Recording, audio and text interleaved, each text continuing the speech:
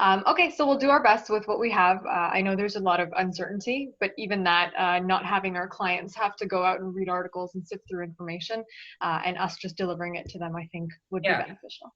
Yeah. So, I completely agree. So what do you want to give me an overview? What do you think is going on with the market? Where do you think things are headed? Is there a crash coming? A lot of questions, but Yes, that's a lot of questions packed into one. So what I'm seeing in real estate over the past week or 10 days, since, we had the schools shut down and community centers and everything closed down, there has been that panic, as we saw with what I call the toilet paper fiasco. We're seeing that people are, hoarding food and things like that and going into quarantine. So definitely it did take an effect on the real estate market. Numbers so far have been pretty strong, and we'll see how the rest of March plays out. But so far, what I have seen from the qualitative aspect is at our brokerage, we have had, and I manage the brokerage, we do the most buyer deals in Brampton for a long time standing. And we've seen that a lot of our buyers are actually refraining from putting in offers. And at other times, an agreement is made. And before it goes firm, we have either party doing mutual releases, meaning that they're backing out of the deal. why do you think this is? Just because they're scared or they're unsure? Yeah, I think a lot of the feedback that I'm getting from agents and from clients is that there's a lot of uncertainty in the market, which of course we understand. We don't really know how it's going to impact home prices moving forward, how it's going to affect affordability. There was a lot of stuff going on with the mortgage stress test, which was going to change in April, but now it's not going to because of everything else that's happening. So I think I think we can attribute it to a lot of uncertainty. And what's weird is that on the other hand, we still have properties that are going into multiple offers. Interesting. That's definitely decreased though since Yes. outbreak, right? Yes, compared to February, activity-wise, I think it's a lot less.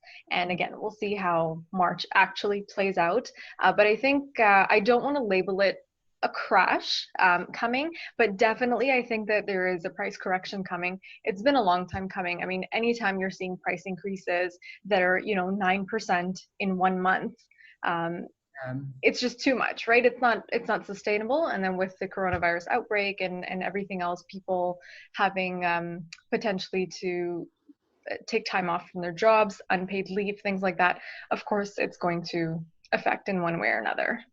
So people have been talking about this bubble that's going to pop for so long. Do you think that that's what's happening right now? I think there will, I mean, I want to label it a market correction rather than a bubble. I think words like bubble and things like crashes. I mean, you know what's happening with the stock market too, right? I mean, nothing is looking up at the moment with oil. No one's really talking about that, but oil prices are Oil not prices doing so well. $20 a barrel when they need at least, what is it, 42 to break even? Yeah. And So like you just have a cluster of things happening right now that's all contributing I to know. the economic crisis, right? Yeah, it Yeah. pretty much is, yeah. And I think, I mean, we saw this week, I guess it was on Monday or Tuesday, we had a federal announcement with, introducing some measures. The next day we had a provincial announcement here in Ontario, again, introducing certain measures. Then we had another federal announcement. And I think it's going to just keep going because it's a lot even for the government, right? To be able to adapt so quickly, pass legislation, introduce policy to kind of take care of everything, all the while managing the fear of everyone, and also managing this virus. So it's a lot. Yeah. What do you think is going to happen if there's a total shutdown in the next couple of weeks with the spring market happening pretty much right now? Yeah, so we in real estate, well, we saw the spring market started probably in the third week of January. We had a price surge that usually happens in March, volume surge as well. So I'm thinking that due to what's going on right now, we've almost, and I don't want to speak prematurely, but I think we've almost foregone the real estate spring market. Just there's too much uncertainty. There's no way that all of this is going to be resolved before the end of March. I mean, we're what, a week away from that. It's going to be tough to navigate for sure. Yeah. There's still people that, you know, need to sell or need to buy, like they've already sold somewhere else, or whatever it may be. So it's not going to come to a complete stop, but there is a lot of uncertainty. And for anybody that's on the fence right now, I think until they at least have more information, that they are going to kind of put that on pause. So are you advising buyers or sellers to kind of stop in their tracks or keep looking? Like, what's your advice? Well, it depends on where they are in their cycle and what their priorities are. Of course, I'm not going to say that it's outright a bad time to buy or outright a good time.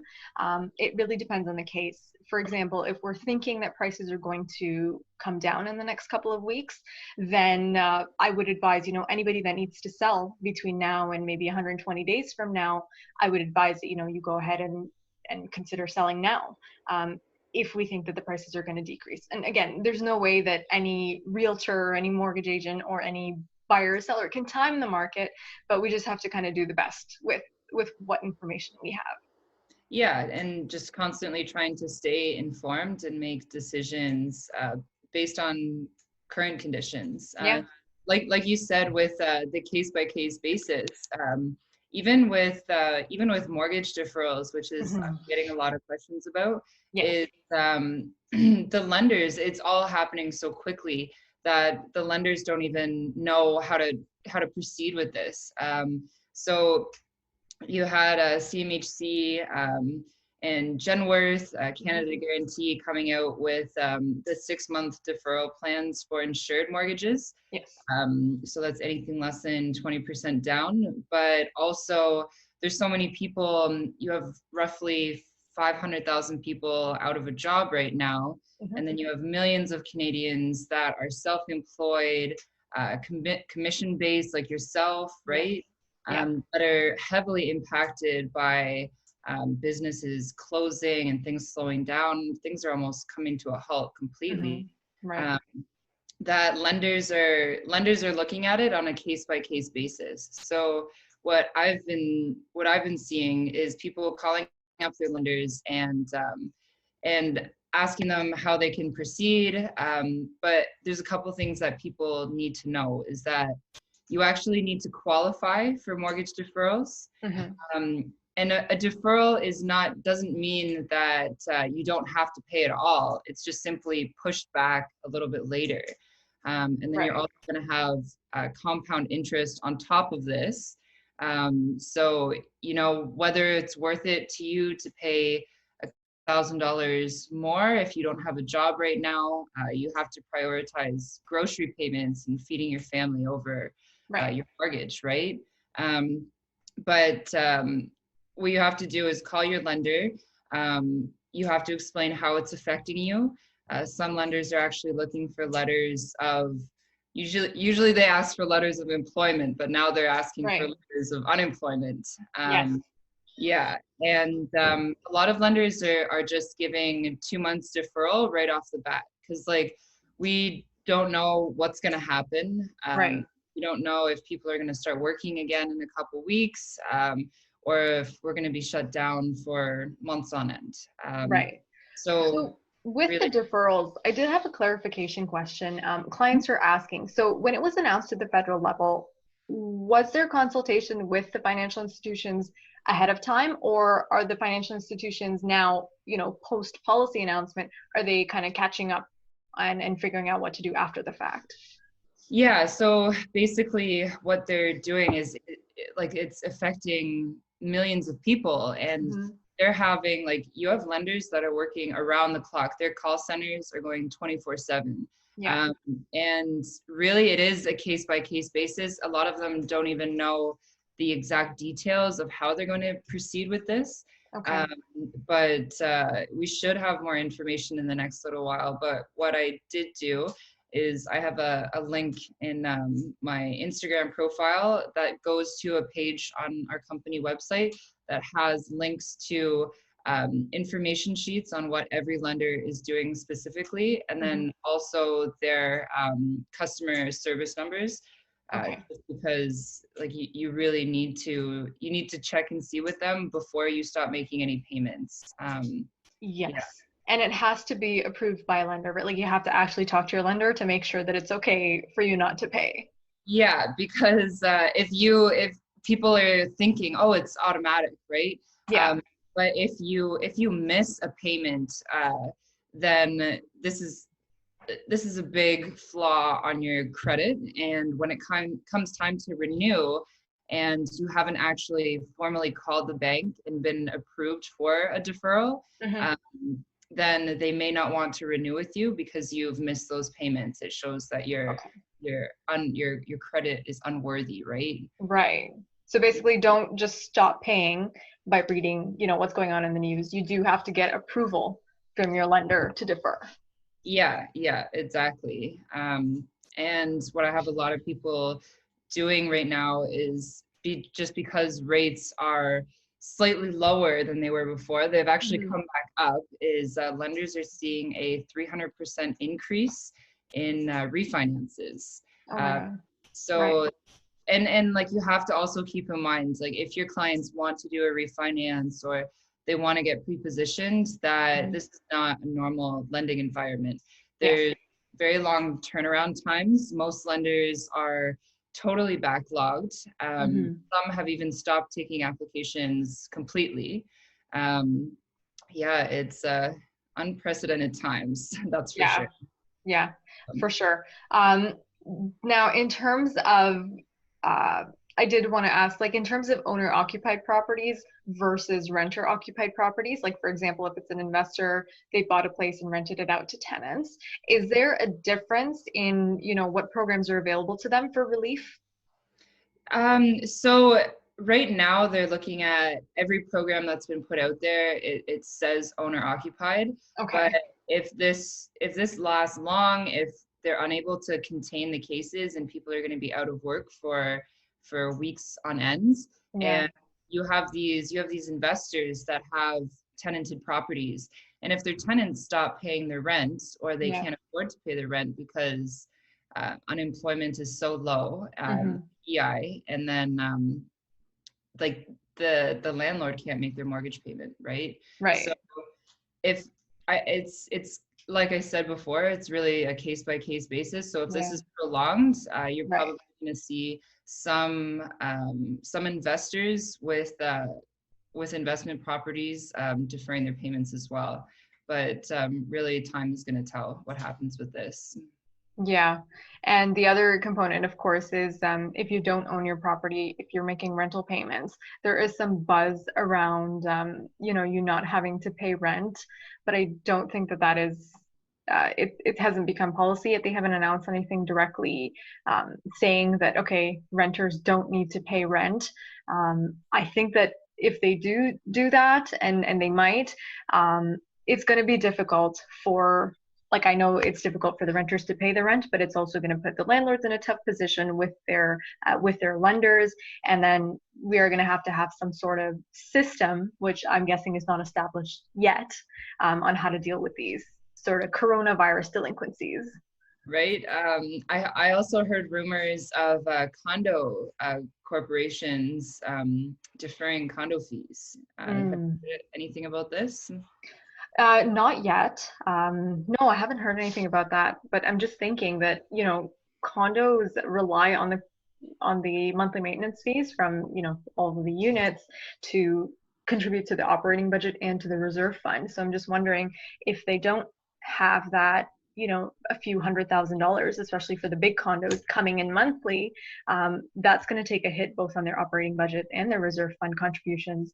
And in cases like this, where for any reason the condo corp needs to raise additional funds, sometimes they do look at external lending. Now, in this case, if for 2 months they're not collecting condo fees and they need to go elsewhere, I heard that the banks are also having liquidity issues. Yeah, So, yeah. So going into the liquidity issues, a lot of people are saying, "Oh, like why are rates going up now?" Right? yeah. The Bank of Canada has cut their benchmark overnight lending rate by 50 basis points within 10 days. Yes. They're likely going to make another cut on April 15th or sooner, Mm-hmm. depending on what happens. Right.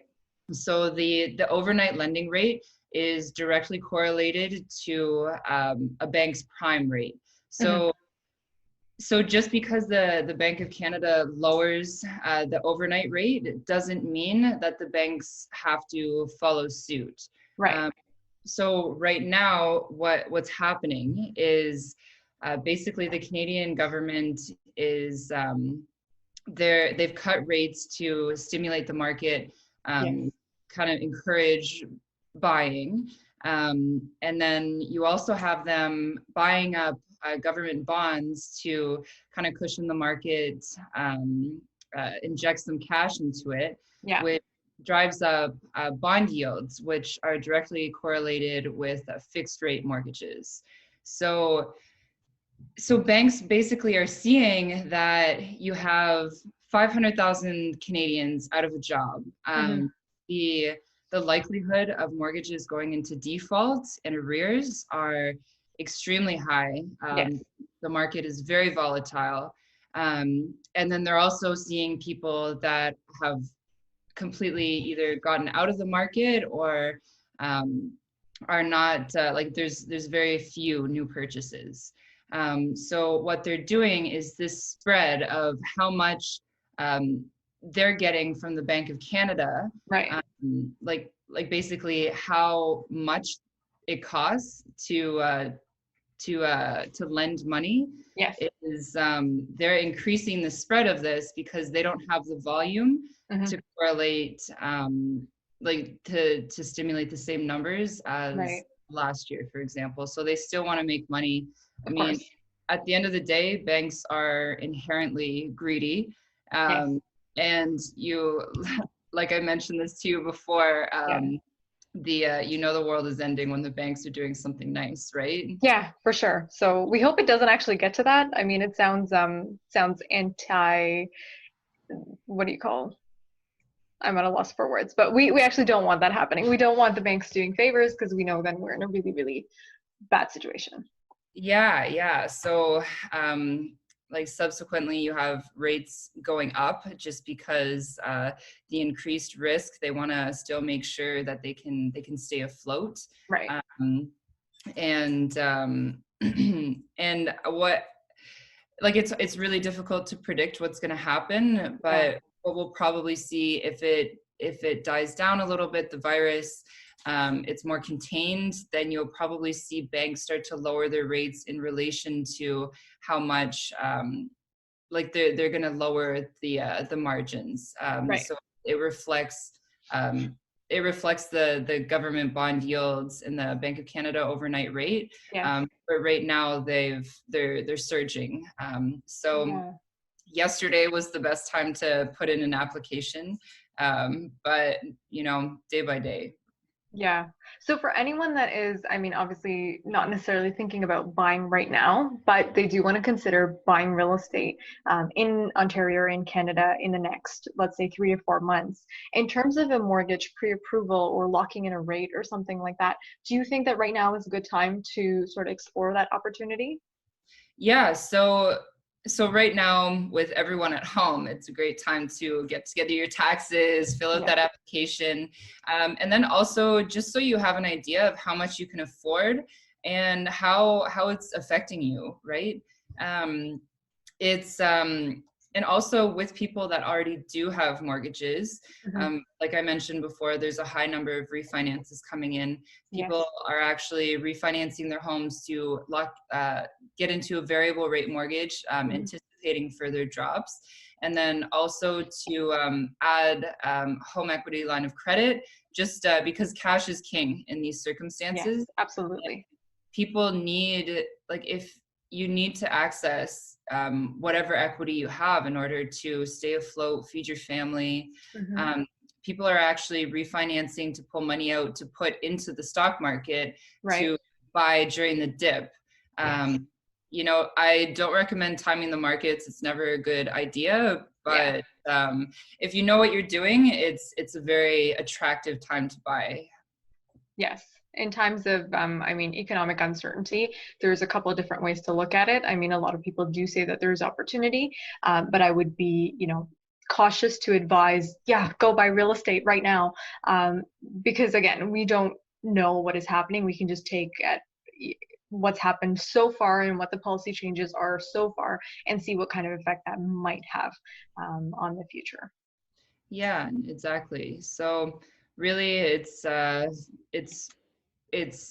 flurry of information, and it's pretty difficult to navigate everything that you have coming in. It's kind of a nightmare watching the Yeah, news at this I point. know. Yes. But I would say it's always better to be prepared, to know your options, to know where you stand financially, Yeah.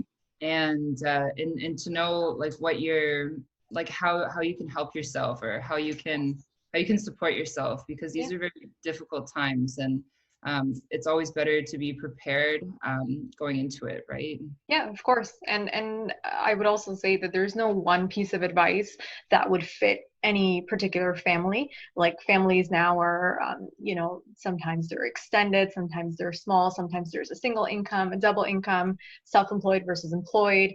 And in times right now, somebody might be off. All the breadwinners might be off work. So there's a lot of different permutations and combinations. And I think, as professionals, the best that we can do is not give necessarily overarching advice, but rather give advice that's specific to that client and that family, to make sure that they can take care of their own finances through times like these. Yeah, it's specific, and it's totally has to be catered to that individual. Like you're going to see a lot of real estate agents, a lot of mortgage agents or brokers saying, oh, like refinance, I'll get you this Yeah. rate, or you should sell, or you should buy. Right. But it really depends on their individual profile, Yes. Yes. and their goals in the future, where they want to go, and their appetite for risk, Yes. a lot of factors. Yeah, it's never one answer, right? Even if it's not the current economic situation, I do get questions like, "Hey, what's the best investment to make?" And my answer has always been that there's no one best investment. It's what investment is best for you, your portfolio, your family, and your finances. So that's what I guess we can aim to do. And so thank you, Marina, for joining me on this call and giving so much valuable information. Thanks for having me. That I was think informative. I for hope. sure. For sure. I think I did miss your introduction. We didn't introduce ourselves at the beginning, so I'll go into that now. Marina Vander Heyden from Mortgage Alliance, the buying group. She's a mortgage agent. If you guys have any questions, I'm going to put all her social media links in the description below. So if you want to reach out to her directly, talk about mortgages or anything like that, feel free to do so. And you guys know me, Anu Joshi, your Toronto real estate broker. If you have any questions about real estate or what to do or where the market is right now, definitely reach out. My links are also in the description below.